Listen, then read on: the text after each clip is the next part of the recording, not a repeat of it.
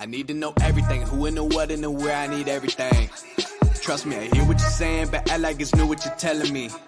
I'm curious, George, I hop in the Porsche, it's 5 and a horse, I'm ready for war, I'm coming for throats, to turn to a ghost, I need to know everything. Now you be surprised at the info you get is by letting them talk, so I'm letting them talk. How we doing? How we doing? It's that time of the year again, Trevor. Let's I mean, go. we are so close. The Hall of Fame game is right around the corner. I'm so excited to get back into fantasy football. Redraft is one of my favorite topics. So welcome everybody to the show. Another Damn Fantasy podcast brought to you by Bite Size Sports. I'm Dan. That's Trevor. How you feeling, bud? You know, it feels like we've been out for a while, a little refreshed now. We're ready to go. August is going to be awesome. Just getting in here, getting back into the weekly vibe, getting some rankings out. This is the most fun time of the year. And I think we kind of talked about that last year. Like, this is it, right? It's draft season. Right. And everything that happens over the next 5 weeks sets the foundation for the entire season. So we'll be talking about plenty of drafts, maybe doing some drafts ourselves along the way. It's going to be a great time, though. Happy to be back here. Happy to see you again, and ready to get rolling, man. Dude, same here. We've already got all of the redraft league drafts scheduled. I don't know how many you're going through this year, but I've got 3 on the calendar. My very first draft is this Sunday coming up. Wow, that's pretty crazy is that? I do have a dynasty draft that starts in a couple of days, like a rookie draft still. Yeah. That we just wait till August, but most of my redrafts will be later in August. I haven't got them all on the calendar yet. The only one I got on the calendar so far is an in-person one, which I'll be hosting here at our house this year. So that'll be fun. We get all Kansas City people, so we just kind of mix it up whose house we go to. So it'll be a lot of fun. Love doing that and getting people involved in person. That's so much better. Like, drafts are drafts, right? But just to fire up the crock pots, get the dips going, get the drinks flowing, and just kind of calling out each other's BS. Like, it's just so much more fun when you're drafting. You're drafting that guy? It is so much. The end of August is definitely like the best time to draft.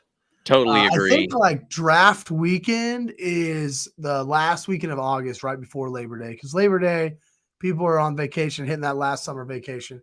Right. That last like weekend, I think, is like August 26th is like ESPN does their big draft-a-thon and everything. So we're gonna lead right up to that and get you all ready to do your drafts. That's for sure. Yes, sir. I know my family draft is actually August 26th, so you nailed that one. There we go.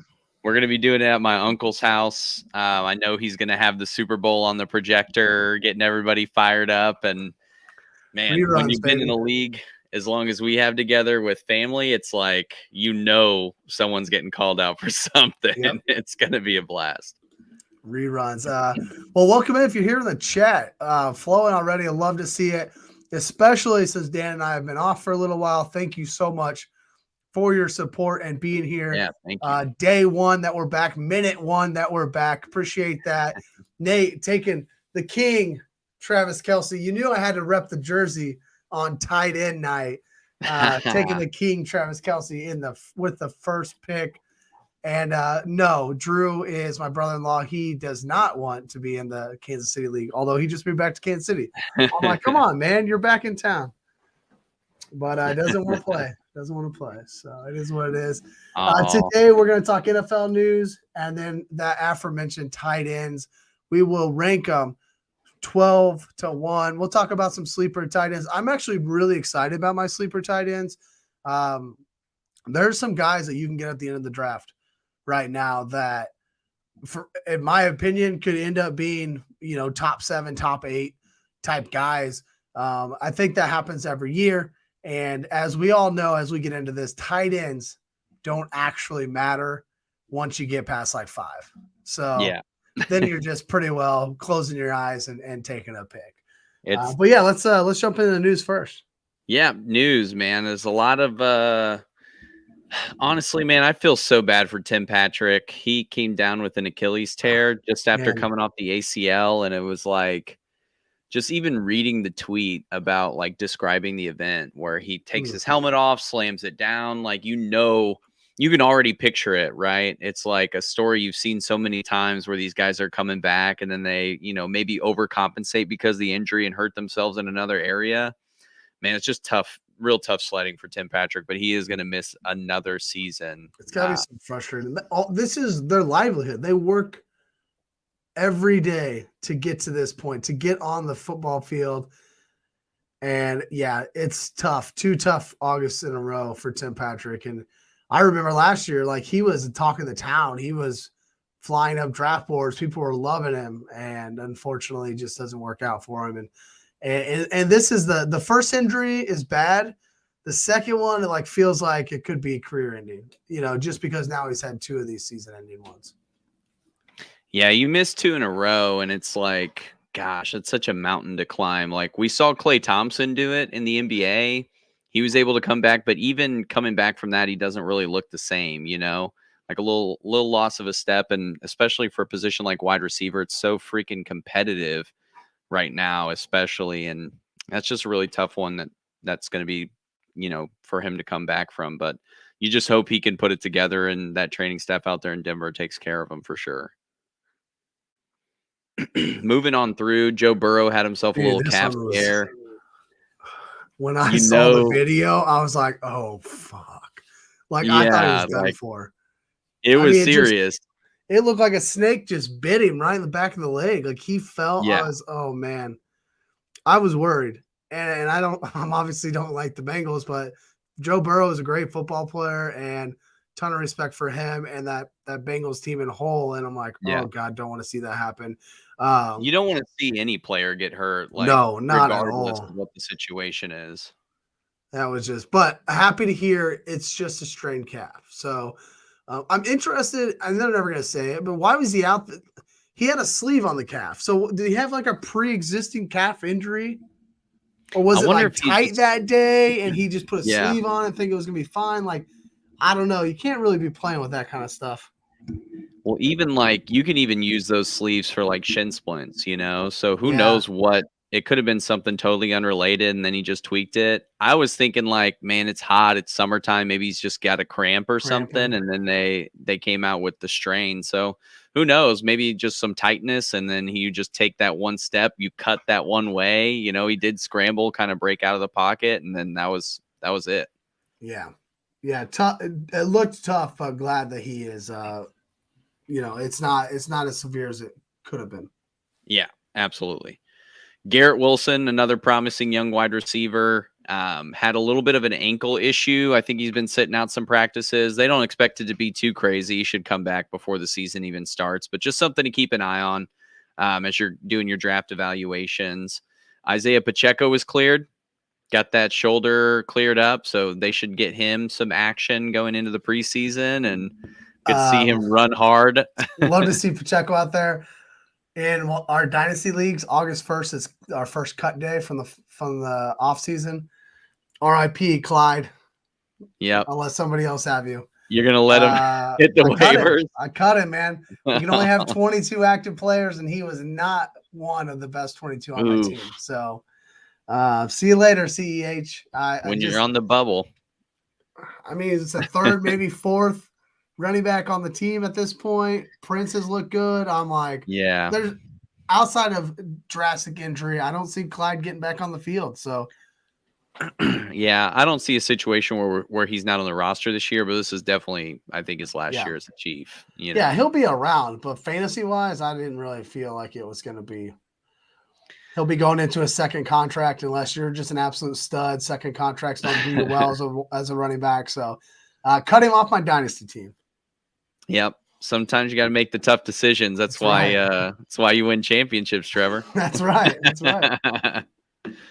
So Calvin Ridley had himself a little bit of a tweak there as well. I think they're saying he should be back by the start of the season, not going to miss much time. But, I'm rooting for him in a big way this year. I think he's going to provide a nice boost to that Jacksonville offense, play really well off of Christian Kirk. They have kind of different skill sets and body types, and I think he provides a nice little dynamic option, so they're not only relying on Evan Ingram for like the big body targets, you know. And camp reports were the drumbeat was pounding for Calvin Ridley. He was looking good in camp too. I've been, as everybody knows, ripping my best ball drafts on Underdog, and he's been going up the boards.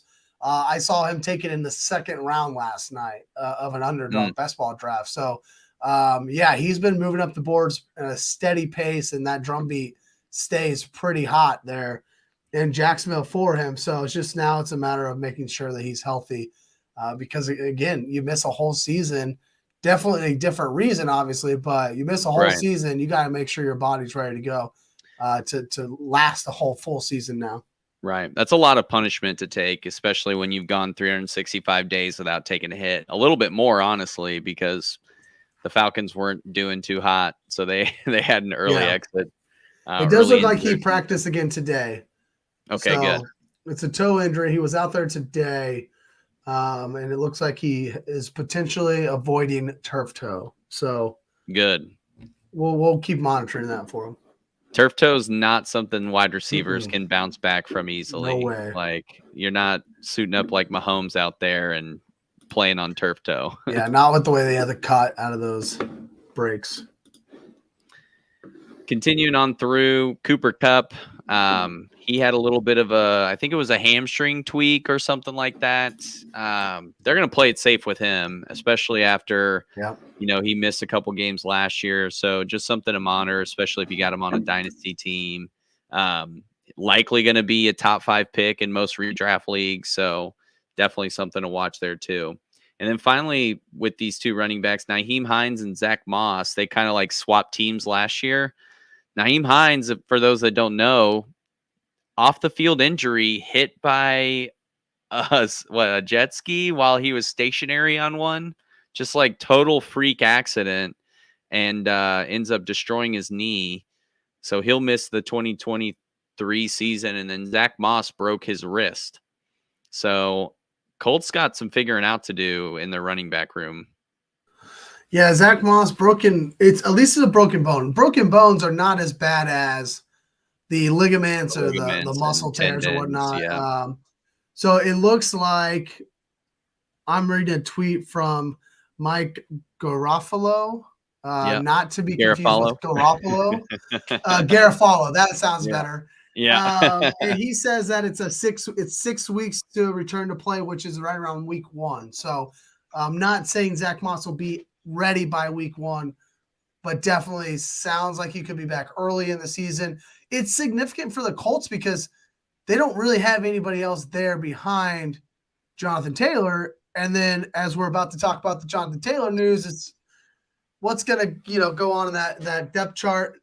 Now, this is where I think players like Zeke, Fournette, some of these Dalvin Cook, some of these running backs who are sitting on the sidelines waiting for that first domino to fall.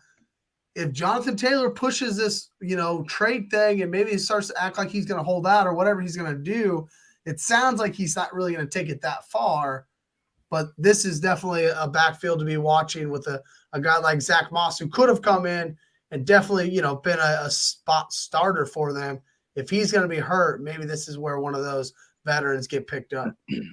Yeah, no, absolutely. That's a great point. I think, those 3 you mentioned, Kareem Hunt, like there's a lot of talented running backs, guys that can come in and make an impact. So the Colts definitely aren't shorthanded on options, especially if Jonathan Taylor's holdout lasts a little bit longer. Another holdout to watch, Josh Jacobs with the Raiders. I mean, still no resolution for that in sight. Obviously, these running backs, they've been having private meetings and forming sort of a coalition within within the NFL to get running backs paid. Man, I don't blame them for wanting to, earn their keep, because guys like Austin Eckler put up 20 touchdowns.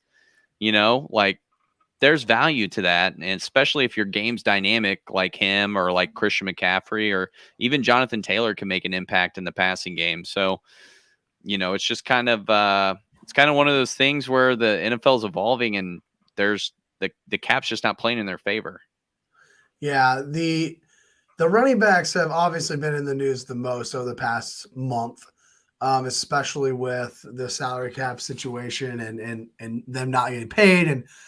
But history tells the NFL and these GMs like second contract running backs they fall off a cliff. We talk about it fantasy football all the time, especially when we talk dynasty football. We're like, I have guys in leagues that straight up just trade. If you're in the 4th or 5th year as a running back, they're going to trade you. They don't even care if you're still great because they know that there is a second contract coming, and that guy's probably 9 times out of 10 going to fall off a cliff. Yep. Now, Christian McCaffrey obviously is,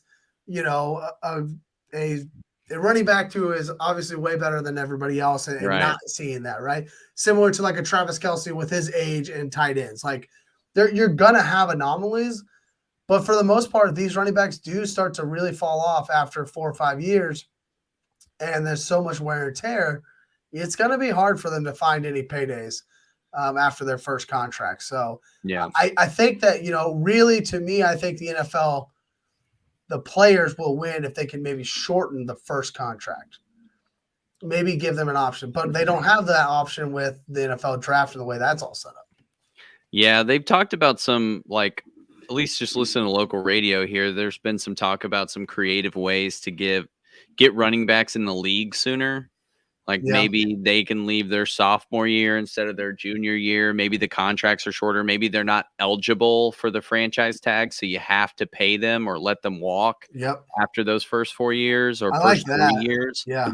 Like there's all these different solutions that are getting kind of tossed around, but then it's like, where does that stop? Is that something that they're going to implement for all positions? And then it's like, are we getting rid of it as a whole? Because like when it comes to negotiating for the players, like the NFLPA, it's for everyone. It's not usually for like one specific position group. Like they're not negotiating contract terms specifically for kickers, Right. So there's all these different things that are, that need to get sorted out ultimately. But I just don't see it being a solution coming down anytime soon. Not at all. I will say for fantasy purposes, the Josh Jacobs situation has me the most concerned. Yeah. Out of all of them, Josh Jacobs, and a lot of it is because he went through this last year. Same situation last year. He wasn't getting the contract that he wanted. He kind of threatened it, but never actually really held out.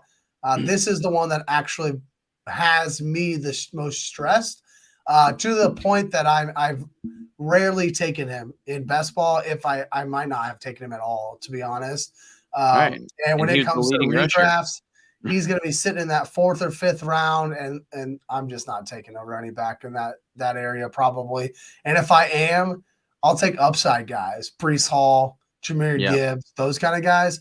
I'm just not. I wasn't a Josh Jacobs guy last year either, so this isn't like something like breaking news. Isn't groundbreaking. Yeah, like I'm just not going to draft Josh Jacobs. Now, not only I don't like the style of running, now he's got this situation going. So I just a guy I'll avoid. Nikki VT says, hi, Dan. So over on Twitch. So if you're following us over on Twitch, jump in over there. And Lee says, Zeke going to the Pats, I heard. So the Pats have been in the conversation with a lot. I mean, Dalvin Cook has been rumored to the Patriots now. Zeke rumored to the Patriots. So I do think they add a veteran presence. I would rather see Zeke there than Dalvin Cook just because it needs to be Ramondre season, and I love Ramondre Stevenson. So I don't want to see Dalvin Cook go there just because of that. So Zeke doesn't bother me going there. Like, whatever. You want your goal line pounder, so be it. But Dalvin Cook is like the exact same style of runner as exact same guy. I don't want that there. I don't want that. I don't want Dalvin in New York either. I don't want him taking reps from Breece Hall or anyone up there that I think is going to get some valuable time.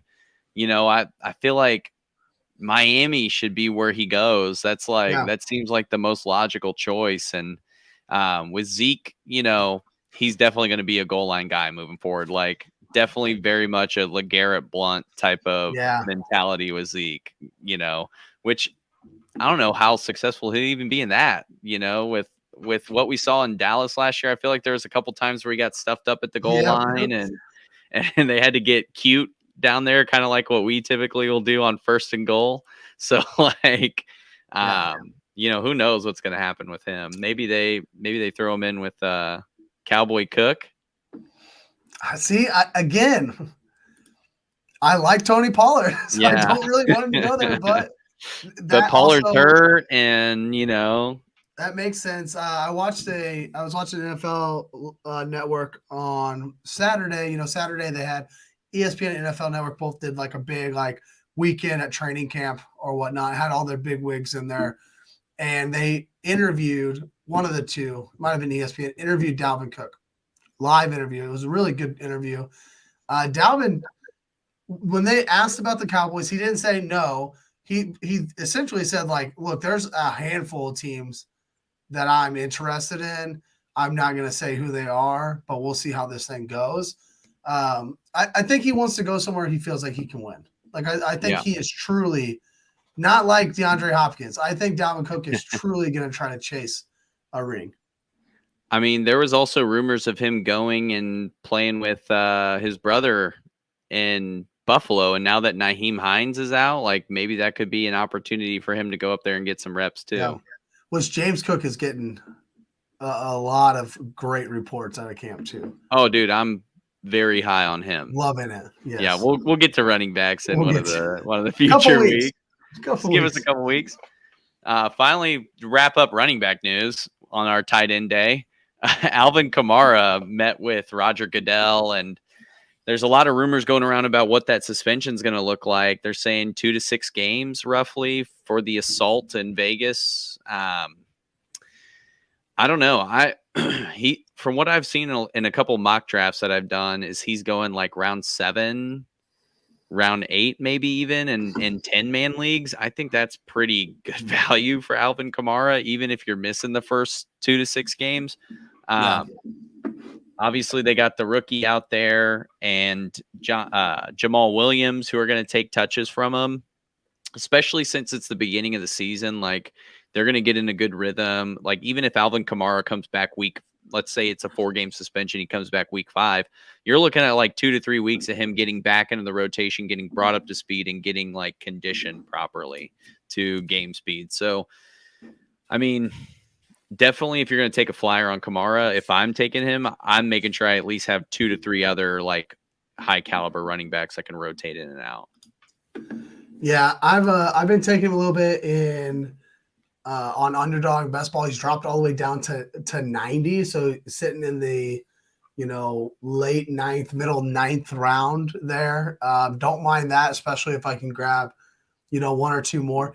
He actually feels like a great 0 RB style of guy right now. Oh yeah, like, because if you go 0 RB and now you got Alvin Kamara as your RB 1 or 2, that feels pretty strong.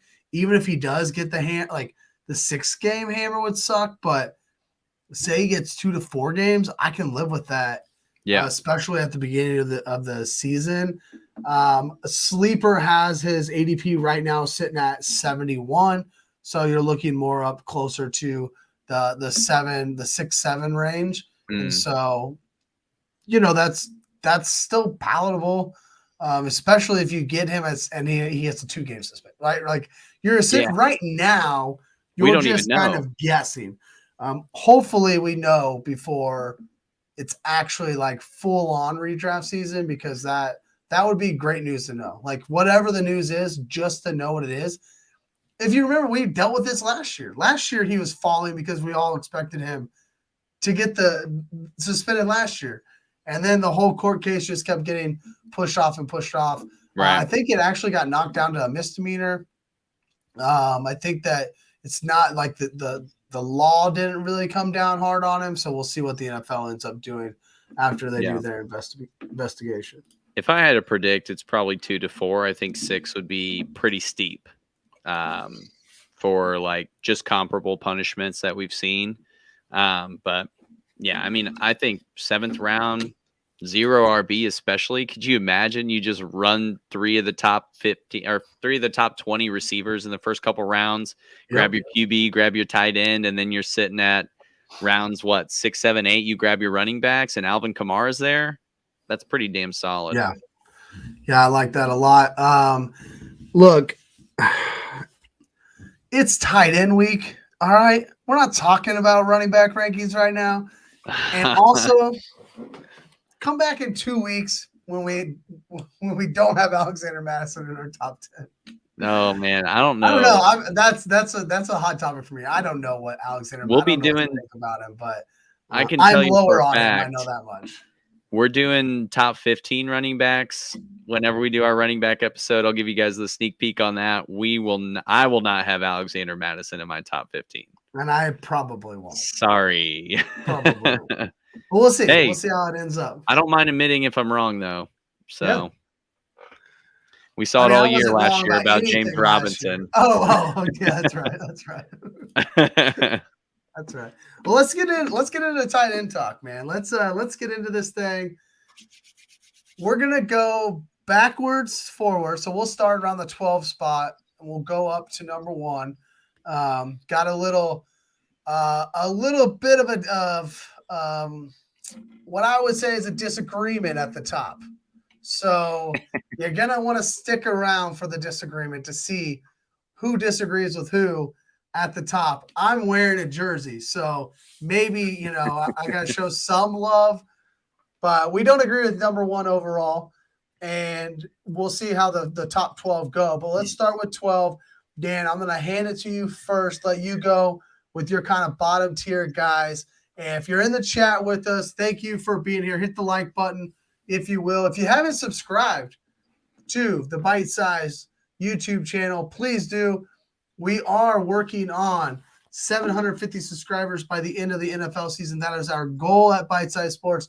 We are well over 500. It's going to be awesome. I'm certain we can get there. But we're doing things all week long. And once we get into the NFL season, we've got much more coming at you.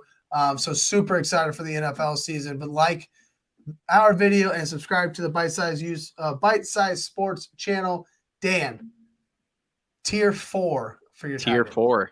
Yeah, I set up a little different than you, but like let's just look at it from 12, 11, 10. We'll Not get hot. there. Not hot. We'll get there.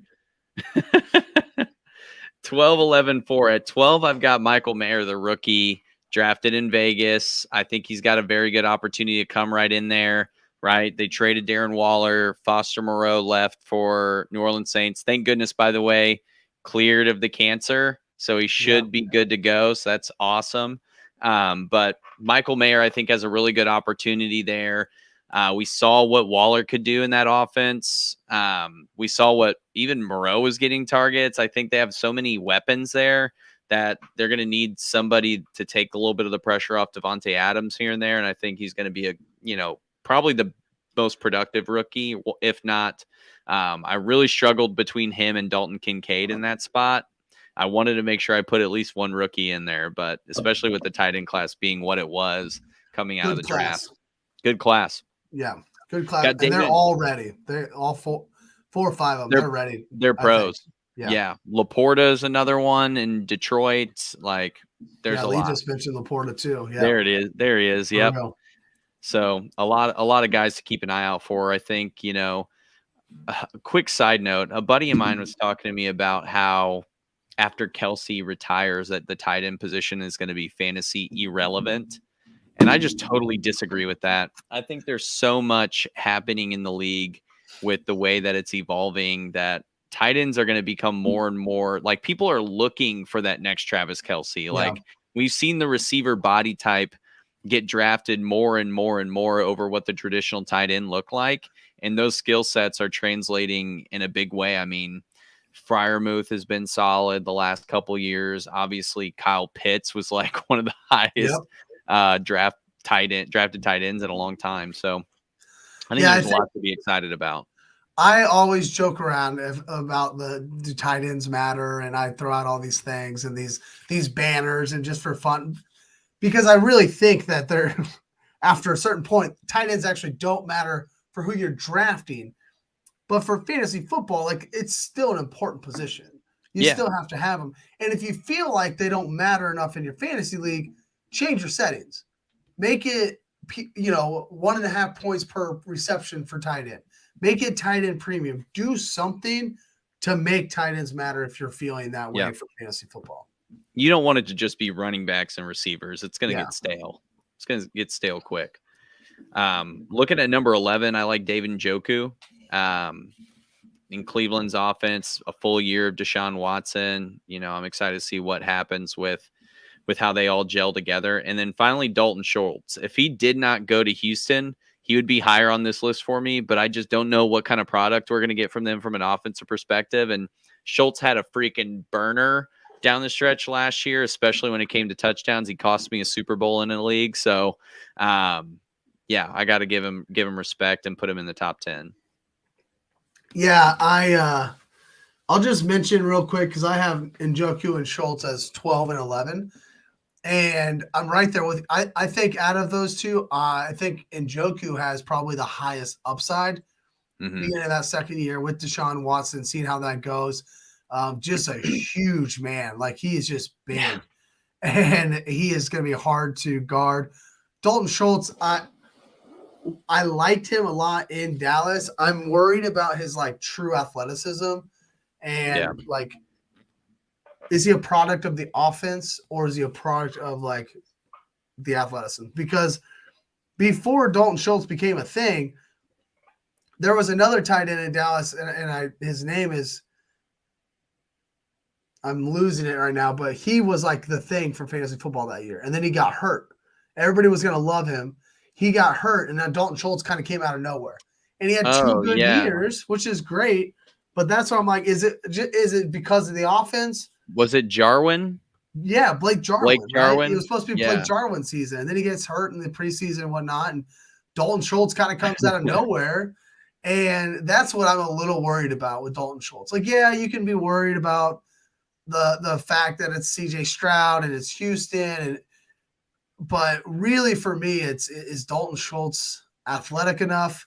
Is he actually good at tight end? And I don't know. That's why I have him at the bottom of my top 12. We're not too far off from that. I think that question mark is fair. Absolutely.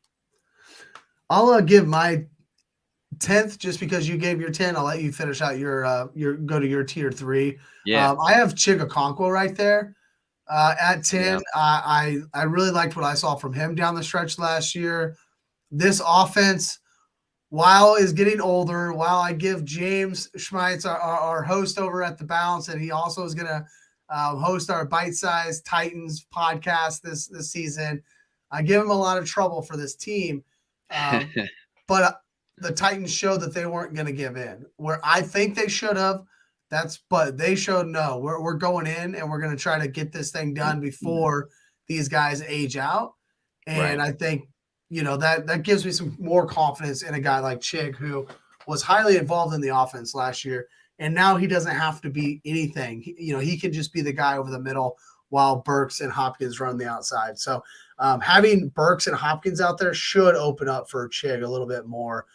So I like him this year in my top 10. Absolutely. I'm excited about the Tennessee offense even more, just now after you described that, because me, I love to watch Derrick Henry run. And if there's a passing game to bounce off of him with that, man, that's actually you just picked Derrick Henry to the top of your order, didn't you? He's top 3 again. He's top 3. James Robinson slides right there, number 6. He's going to be good. James Robinson's in New England right now. That's one to watch. RB1, right? All right, I'll move it into the next tier. So I've got Evan Ingram at 9. In Jacksonville, there's going to be a little more competition with the rookies. Obviously, Ingram had a great year last year, but we'll see. We'll see just how much he can break in. I think he was a top 5 tight end last year with everything he was able to do, but there's going to be a lot more targets going around in Jacksonville from Trevor Lawrence. Darren Waller, I'm skeptical about what's going to look like in New York, but because he's the only proven target, outside of Saquon in the backfield and maybe a little bit of Darius Slayton, there's really, who else is Daniel Jones going to throw to? A lot of guys. It's going to be, and they showed up every once in a while, but just roulette. A lot of guys. It's going to be roulette over there. I mean, that was the same with like last year, right? Richie James, you had Slayton Wandale in and out, Robinson, Slayton Wandale, Kenny Galladay was caught a Shepard still touchdown there for one. last year? I feel like Sterling Shepard was still around. Like he was hurt after like Ghost 3 or somebody games, was there. but yeah, just wild. And then finally, I'm wrapping up. What's this? I did 9, 8, 7 with Kyle Pitts. I know he's got so much promise. He's an athletic freak, but with the injury, with Ritter still at quarterback, I haven't seen them two really connect yet. So I'm just skeptical with what's going to happen. Yeah. What do you think about Lee's question here? I was waiting for you to bring up Pitts. What could he be without or with a competent quarterback? For me, I mean, he's top 3 tight end. Like he's exactly what he was when he came into the draft. There's a reason they drafted him in the top 5. Sky's the limit with a guy like Kyle Pitts. I mean, can Desmond Ritter be that competent quarterback? I feel like Desmond Ritter has high IQ, but I'm worried about what the skill set is and how that's going to translate for him. With Kyle Pitts, like if he was in another situation, like I don't want to use Kansas City for every example, right? But I mean, imagine him in Cincinnati's offense running with those wide receivers. Imagine him in Buffalo running with Stephon Diggs on the other side, like just to like give you a little perspective of what we could see from Kyle Pitts. Like, I think he would be incredible there. And teams like that have been calling Atlanta trying to get him off their hands. So I'm just. You guys aren't going to throw it to him? We'll bring him on. Right. Yeah. You just got number 8 sitting over there. I'll give you whatever you want. Just bring that guy over here to Buffalo. So, yeah, I mean, I think with a competent quarterback, with a quarterback that's consistent, I mean, we haven't seen what he could do yet with that. So, absolutely. Yeah, and I'm excited to see Desmond Ritter. We'll see how it goes. I got to comment on Matt Collins real fast because John's not wrong. Have you seen Matt Collins? Have you seen? Yeah, dude. I mean, oh my God. He's wearing his sleeves rolled up. Is it Matt Collins or Jason Dunn? Like that dude is yoked up. Boy came ready for camp, man. Oh my God. Dude, all right, let me go 9 to 7. Jammed out. I got the exact same order. Well, no, I don't have the exact same order, but I have some similar guys. I have Ingram at 9. I have Freiermuth down at 8, a little bit lower than where you have them. I have Waller right there, as you said, and then I have Dallas Goedert. Dallas Goedert's right on the line for me. Could I move him up? Do I move him back? Right now, I have him kind of this. I put 6 through 12 in a tier of itself because I can get on the soapbox every single week that we come on here, and I probably will. I don't care about drafting any of these guys. Mm-hmm. Good NFL players, good tight ends, gonna be fine for fantasy, but not for me. If I'm not gonna draft my top 5 guys, I'm not drafting a tight end until the end of the line. And if one of these guys are that guy, great. But most often these guys will all be gone, and I'm going to be completely fine with that. And I will stream tight ends week to week. I'll figure it out. I'll play Gerald Everett every other week. Juwan Johnson, Gerald Everett. Juwan Johnson, like it doesn't matter to me. And so that's why I put all these guys in a tier of its own, because truly I don't think for fantasy football, this group, you're going to draft them from rounds 5 to 12, doesn't matter, because they're all going to end up right around the same, end of the year statistics, unless you find that one guy who catapults into the top 3. Right. And if you do that, congratulations, you find a pot of gold. But yeah, I'm just not interested in these 6 to 7 tight ends when it comes to actually drafting them. Yep. No, I don't think you're far off with that. I think I have, just to break into it, I have Freiermuth at 6. I think he's a stud. He obviously is one of the favorite targets out there in Pittsburgh for Kenny Pickett. My top 5, that's kind of like my target for tight end. with Dallas Goedert, I definitely have him a little higher than what you've ranked him. I think with everything they're doing in Philadelphia, that offense is going to get another year to build chemistry. They really didn't have a ton of turnover with their skill position players outside of like Miles Sanders in the running back room. And I think honestly, they upgraded with DeAndre Swift and Rashad Penny, bringing that duo in. So, I mean, I feel like there's going to be a lot of opportunity. It was hard for me to put him over my next two guys. So after Freiermuth, I had Kittle and TJ Hawkinson. TJ Hawkinson had a phenomenal year. Even before he got traded to Minnesota, he was balling. And then George Kittle, obviously, you know what you're going to get with him, right? You might miss a game or two, but he's going to blow up for like 3 touchdowns 4 different times in the year. And then he's going to be pretty consistent at 10 points every other game. So he's going to miss a few games. He's going to miss a few. You just got to hope they're early so you have him for the playoff run. Like, that's what you're going to get from Kittle. But I think that upside is enough to keep him at, top 5 for me. So at 5, I got Kittle, and 4, I got Hawkinson. And I'll give you my third as you go through your tier next. So Dallas Goedert is number 3 for me. I just think that Eagles offense is something else. I think they're going to be expecting the QB sneaks. That's going to open things up a lot for Dallas Goedert to catch touchdowns in the red zone. I think they're going to do some different type of play calling because everyone has tape on that offense now. They're going to have to get creative, and that's really where he's going to come into play. It's probably going to be a career year for touchdowns with him. Yeah, if that's the case, then you're going to get a steal with Goddard where he's being drafted for sure. Right. My only thing is, like, when I look at some of these other guys, I see 30, 35 PPR points. From Kelsey and Andrews and Hawkinson and Kittle, we've seen 30-pointers. Kyle Pitts hasn't really got there, but you could see the potential there. We just don't see that with Dallas Goedert. And a lot of it has less to do with him and more to do with everything around him. Even when he was younger and Zach Ertz was there, kind of capping his ceiling a little bit. Zach Ertz moves on. A.J. Brown comes to town and caps his ceiling a little bit. So that's my biggest knock on Dallas Goedert. It's not because he's not a great tight end, and he's very consistent week to week. Last year, he ended up at top 5 points per game. Or tight end. He missed a couple of games here and there, but again, it was all like he was always in like that 8 to 15 range and rarely hit those boom weeks.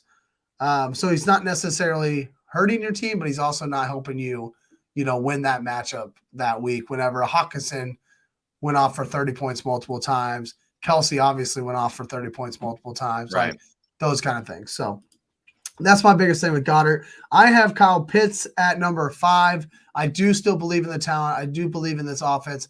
I'm excited to see Desmond Ridder take the reins. I liked what I saw out of him from the 4 games he started last year. We'll see how that transpires this year. I like that they're going with him as the starting quarterback.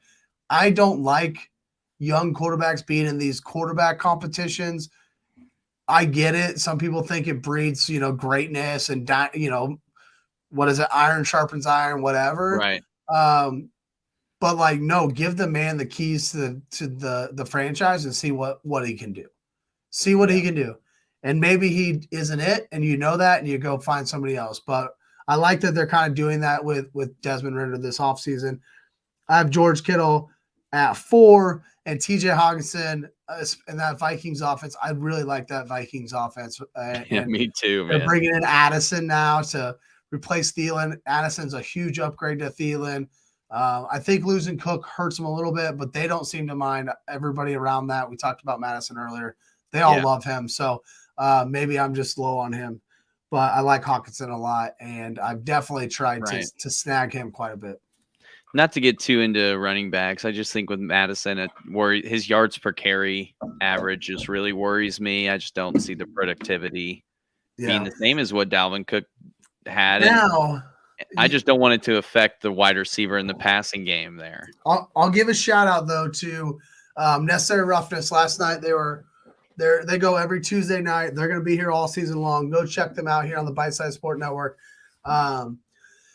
They were talking about they were going position groups with the NFC North, and when they got to the Vikings, John made a point that every game that Madison has started, he's gone over 100 yard rushing. I believe that's what he said. I might have heard him wrong. John, if you're still here, please correct me if I'm wrong. But I think that's what he said. And like that kind of piqued my interest a little bit. Not that he's going to go out and have 100 yards every single game in the season. But, it kind of opened my eyes. Like maybe I've been a little bit harder on Madison than I should be. So I'm interested to see. And again, John, if you're still here, let me know. But if not, I'll confirm with you later. So I actually can use that for my stats when I'm actually doing running back rankings. All right, here it is. So we have not told you our top 2 because I want to kind of get the chat's feelings. We have a disagreement with who's at the top. Hang on. 115 yards per start for Madison. So I thought it was a stat that really blew my mind a little bit. So interesting. Just something to keep in the back of our minds as we get into running back rankings. But number 1 tight end, Travis Kelce or Mark Andrews. I want to hear from you all in the chat. Dan, do you want to go first or do you want me to go first? Because let's see what the chat says a little bit. Argument. Yeah, I don't want to sway anybody. I want to see what some of these results are that are coming out. Like, even if you're just playing the hometown bias, I know we're both Kansas City guys, probably a lot of Kansas City fans on the chat. Like, just want to see kind of what's popping out there. What's everybody feeling?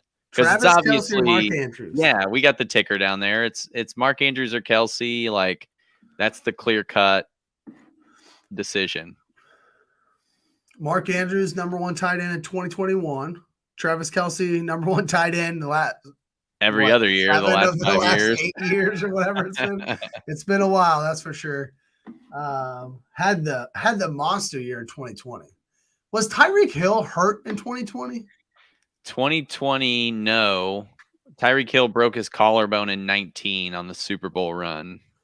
I think Tyreek actually had a bomb year in 2020, like finished with one of his highest fantasy totals of his career. Because that was the year. Maybe they just didn't run the ball at all that year. I don't know. That was the year we won like 14 games, went like 14-2. Clyde would have been the starting running back, so they probably didn't run the ball very much. We need to hear it. I see how many of you all watching right now. Let us know. Do you want Travis Kelce or Mark Andrews this year at tight end? Which one would you rather have on your fantasy football team? Number 1 tight end of the year, Mark Andrews or Travis Kelce? I was just looking at stats earlier today. That's why I was asking. Kelce over 1,400 yards that year. I remember that. I mean, that was like one of the best tight end years of all time. He just went off. Lee says Travis Kelce because of the tight end or because of the quarterbacks. John says in theory it should be a lower target share for Andrews this year, so I'd still go Kelce. But man, when will he fall off? That's the scary part. That's the not just for fantasy. Well, those wide receivers will get hurt, I'm sure. As in, like the Chiefs wide receivers, as in Kadarius Toney, who's already out. Yeah, or right. Bateman and Odell Beckham, who are also always injured. Even before Odell's season-ending injury, he was hurt a lot. So we got a couple Kelce's in the chat. If you are here with us, have some fun, play along with us. Let us know. Kelce or Andrews. And Dan, now that you've seen 2 Kelce's on the board, does that mean you want to go first? Yeah, I'll go ahead and go first. Andrews is my number 2. Kelce's my number 1. That's not Chiefs bias talking, although I love me some Travis Kelce. Do not get me wrong. I think this all comes back to consistency. Like, a lot of people have been expecting the decline, just like what John said. Like, when's he going to fall off? He was playing his age 33 season last year, still put up over 1,000, had 12 touchdowns, caught 4 in one single game. He did not slow down in the playoffs either. Not the fantasy playoffs, but the actual NFL playoffs. I mean, the dude just is a machine. Like, I don't foresee him dropping off anytime soon. We saw the same thing with Tony Gonzalez late in his career as well. Like, he got traded to the Falcons when he was about Kelce's age right now. So if you're looking at what he did with Atlanta, that's basically what I would think Kelce has roughly with his career and what that length is going to look like. eventually Father Time's undefeated. It's going to happen. He's going to drop. If you're in a dynasty league, I think you're in pretty good shape to keep him for a couple years. But for redraft, there's, in my mind, no reason you shouldn't grab him number 1 overall, especially when you're looking at the wide receivers on the team. A lot of unproven guys. Mahomes is going to throw to who he trusts the most, and that's going to be Travis Kelce every time. All right. Are you guys sold on Travis Kelce? I mean, he sells himself, let's be honest. Yeah, I don't have to do much. So I have Mark Andrews over Travis Kelce this year. And when I look at the past 2 years, there's really like one major difference between Travis Kelce and Mark Andrews, and it comes down to health. And not actually even their own health as much as their quarterback's health, right? So Travis Kelce, Patrick Mahomes, they've been healthy both seasons. Full seasons, great seasons. Mark Andrews, Lamar Jackson both dealt with injuries last year. They only played 8 games healthy last year. And in those 8 games, the numbers for Mark Andrews were very similar to the numbers with Travis Kelce. So now you take it and multiply it by 2. Could he have had the Travis Kelce season? And I think that the answer is yes. Kelce, full season last year, 6.5 catches per game, 78 yards per game. Had a touchdown in nearly 70% of the games he played. Mark Andrews, in the 8 games he played, 6.1 catches, right? It's right there with Kelce, 71 yards and 63% of the games. Like, they're very eerily similar numbers. Kelce did it over a 17-game span. Both of these guys this season have new weapons around them. We talk about OBJ coming in. Talk about Zay Flowers coming in to Baltimore. I kind of still called Kadarius Toney new because while he came last year, this is really the first offseason with Kadarius Toney. You add in Rashee Rice in there, Justin Ross coming back. So both teams are bringing on new, young, and old with OBJ wide receivers. So that's similar. Like you can't really like dock either one of those guys for that, right? Both have new offensive coordinators this year. Both of the guys have been the number 1 tight end of the past 2 seasons. Like, there's just not a lot of differences between Mark Andrews and Travis Kelce, except for one. There's one major difference that puts Mark Andrews over Travis Kelce for me. Dan, draft capital. When I go into a draft and I'm looking at my rankings, you're going to tell me I can get a similar guy, a similar domination that Travis Kelce gives me, but I can get him in a 3rd round as opposed to a top 5 pick. Travis Kelce cannot be a top 6 pick. I love Travis Kelce, right? I'm wearing his jersey. He's my favorite player in the NFL. I love him, but you can't pick him in the top 5 in redraft and expect to have a successful season. It doesn't work. I picked him in best ball. I have. It's a lot different game. Redraft, you get one shot. Like, you get one shot, and if you waste it on a tight end, don't get me started about the 6-year age gap between Mark Andrews and Travis Kelce. You brought up the age with Travis Kelce. Everybody knows about it, right? It's just I would much rather spend a 3rd round pick on Mark Andrews and get the same production than pick Travis Kelce in the top 5, top 6, and expect I have to get that kind of production. Travis Kelce was great, but if you really look at the numbers, Travis Kelce last year was not far above better than what he had been in the years prior. In 2022, he averaged 18.5 points per game PPR. 2021, 16.5. Andrews averaged 17.7 PPR points per game in 2021.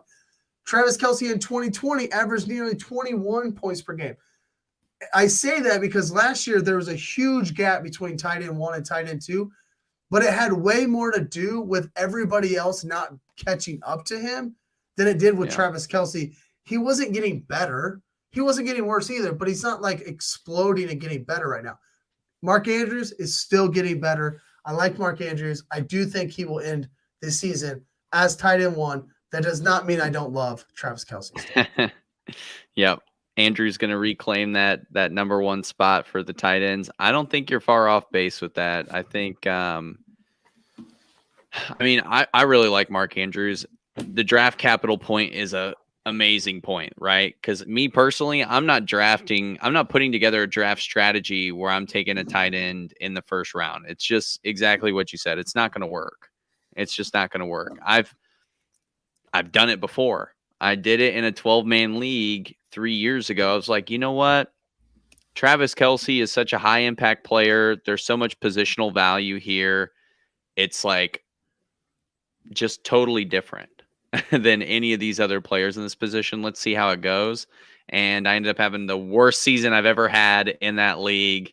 It's awful. Just stick with the wide receiver run, grab those guys in the first round. If Kelce sneaks around you in round 2, then I think there's a really good opportunity for you to grab him because you've already taken a marquee receiver.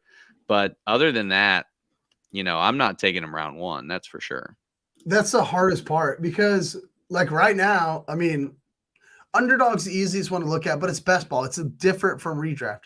And he's going top 5 in every draft. If I look at Sleeper and their ADP, Travis Kelce, number 5.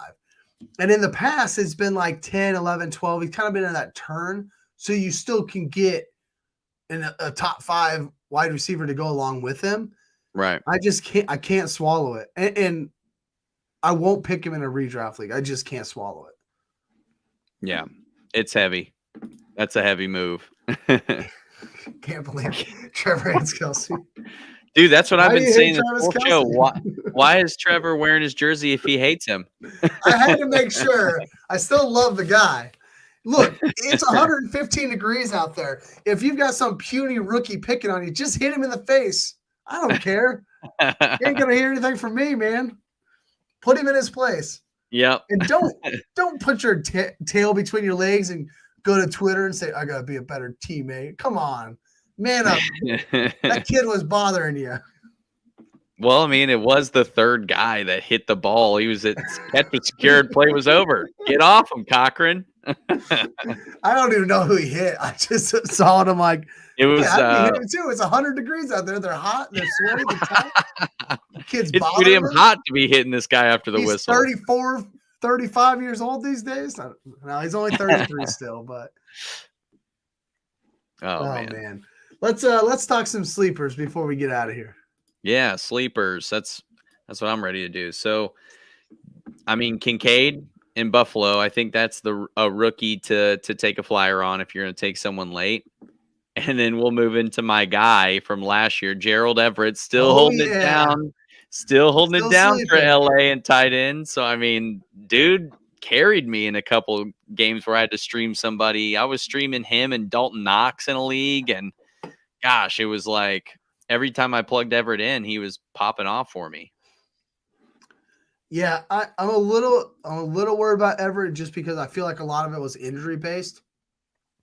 But hell, Mike Williams gets hurt all the time anyway. Yeah. So maybe that's Keenan Allen's going to miss a couple games too. Keenan Allen's he's 32. He's getting over that age gap too. Still plays for the Chargers. Yeah, there's going to be guys getting hurt over there. Yeah, very true. Yeah, I like Gerald Everett quite a bit. I think he's actually like 13 or 14 on my list. Like he's right there. Yeah. Nearly in the top 12. And I've been trying to snag him quite a bit this summer. Just there's room.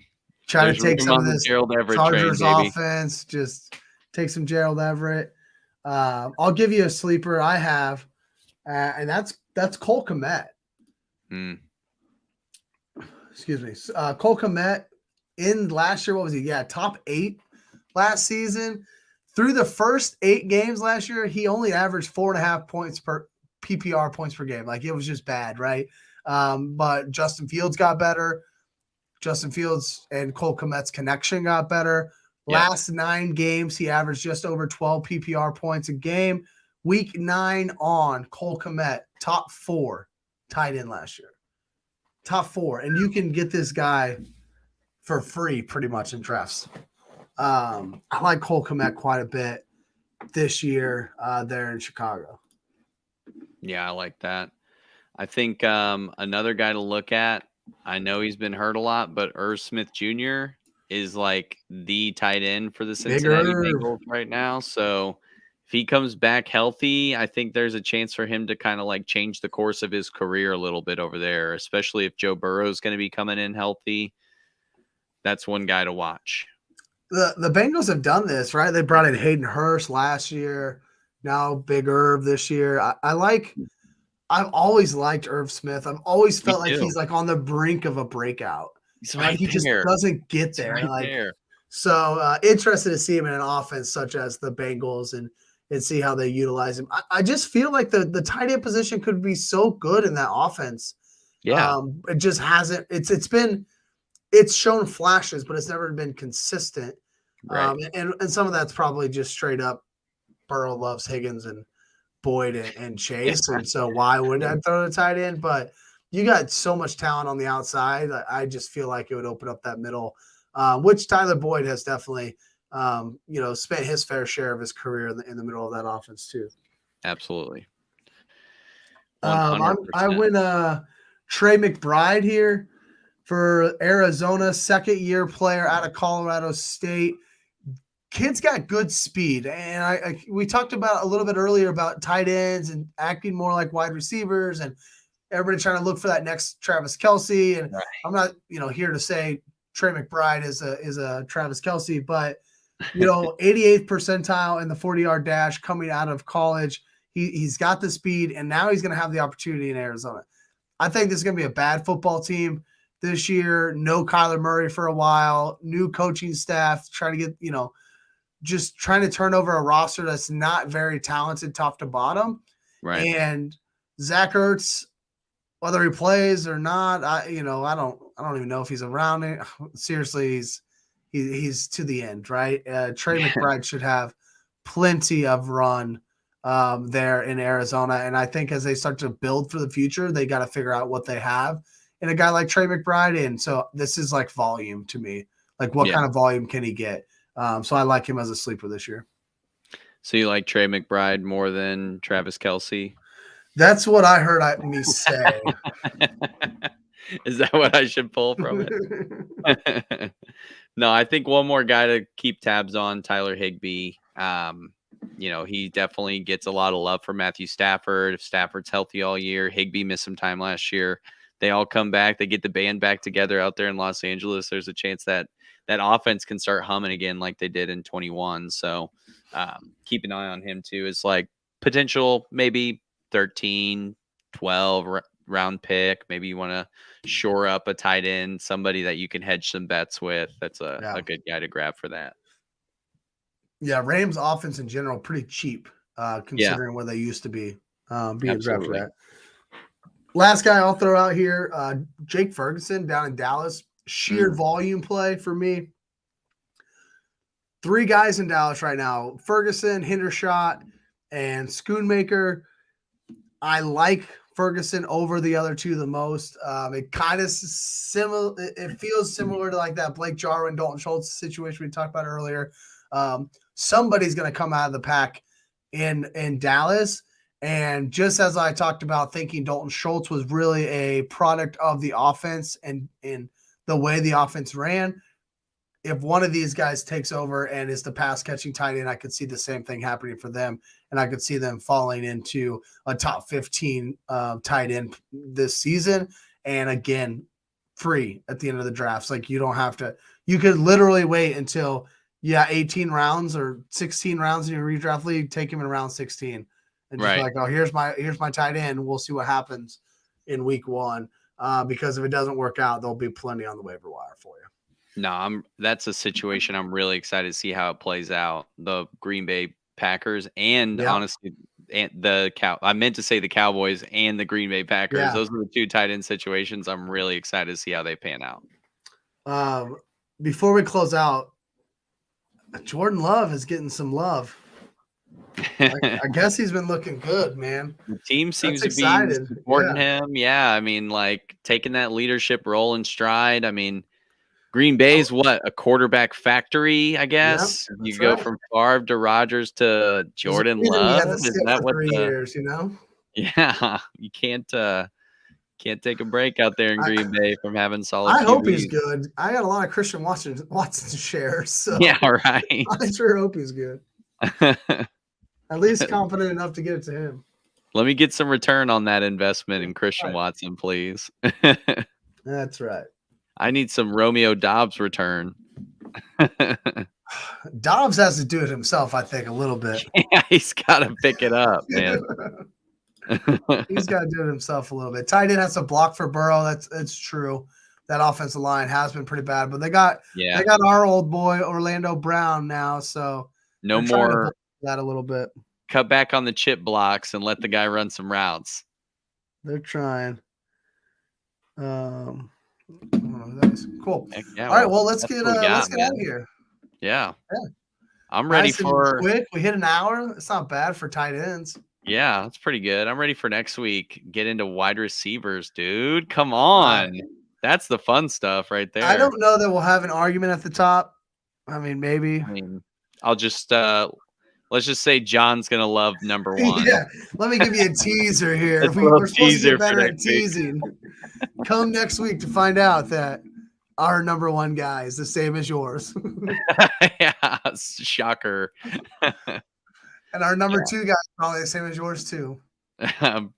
That's very accurate. I'm excited to talk wide receivers. Our favorite position for fantasy football, I believe, as a show. Yeah, there it is. Lee knows what the deal is. KJ Osborne. KJ Osborne, Jordan Addison. Yep. No, everybody go follow me on Twitter at @TrevorS_FF. Rumbles are red. We've been out a little bit. July just disappeared on me in a hurry. But my hope is one, Underdog will drop something that's not $25, because while I am drafting Best Ball Mania teams, I don't like to do it on stream because I feel like I'm really losing my EV if I'm drafting them on stream. So I don't mind drafting like puppies and those things. It's like $5, but either way, we'll get back at it in the month of August. My hope and my plan is to bring on some guests throughout the month of August and draft with guests. I drafted with Kev at the beginning of the summertime. Got to get Dan on there. I know James from Bite Size Titans and the Bounce. He's expressed some interest to get on and draft a team with me. So I'll probably have to draft, maybe get my first Derrick Henry share if I can get him on the stream. All right, force come me on. into getting a Derrick Henry. You might force me to my first Derrick Henry. Yes, dude. I want to beat him to it. I've got 0 Derrick Henry shares at this moment through 41 drafts. So you need to diversify that portfolio, my friend. I know, that's what they tell me. So hey, Bite Size Sports, we're flowing now. We all kind of took some time off over the summertime here and there. We are gearing up for football season. Necessary Roughness is the place you need to be every Tuesday night. They're diving into everything football, not just the fantasy players like Dan and I do. We'll be here every Wednesday moving forward at this point. The Bounce, still get your NBA action on Thursday nights. They're off this week. They'll be back next week, a little preseason talk. And then the Rumbles are red Friday nights. Get some best ball drafts here in August, and then get back to my DFS show come the regular season. And then the last thing is we are bringing back our team. I guess we're introducing it for Bite Size Sports, but we're introducing our team podcast. So be on the lookout for that. They won't be live shows. They're just going to be 30, 45-minute recordings, video and audio. So come right back here to YouTube and get your favorite teams audio and videos. We're just going to talk shop, talk about our own teams each and every week. So I know we'll for sure have Titans, Vikings, Colts, some of those teams. So come back here every week during the NFL season and check out your favorite team. Yes, sir. And you can follow me on, is it X now? X. Follow me on X and Instagram at Dan_TF40. You can also follow the Fastest 40, my other show that we're going to get started up here pretty soon. My boy Trey Lawrence and I going on season 4 with the show. Going to give you the NFL perspective from the mind of a Chiefs fan. Right. A lot of those Kansas City guys love it. We try not to be biased. Try to get some fun guests on. Had some local news anchors, had NFL player on before, so it's a really good time. We had the Raiders guy on last year, the Raiders rookie guy. Our guy Sam Webb. Yep, dude, Sam Webb, cool. Cornerback for the Raiders. He's a lot of fun. Went to high school with him, obviously. So, a lot of local ties. So we'll try and bring some more cool guests on this year. I know that's always the goal. Some I know we had an athletic director on last year. That was a lot of fun hearing from him. Just like if you want to run through a brick wall, go listen to our episode with Drake Pollard. Like he's just got so many great nuggets and insights for you. But yeah, in the meantime, also follow this show at ADP podcast _FF. And of course, our presenters, Bite Size Sports at Bite_Size Sports on X. And you can find the podcast just about anywhere: YouTube, Twitch, Spotify, Anchor. We got it all. Or I guess it's Spotify podcast now. We'll see you next week. Trust me, I hear what you're saying, but I like it's new what you're telling me. I'm curious, George. I hop in the Porsche, 5 and a horse. I'm ready for war. I'm coming for throats to turn to a ghost. I need to know everything. Now you be surprised at the info you get is by letting them talk so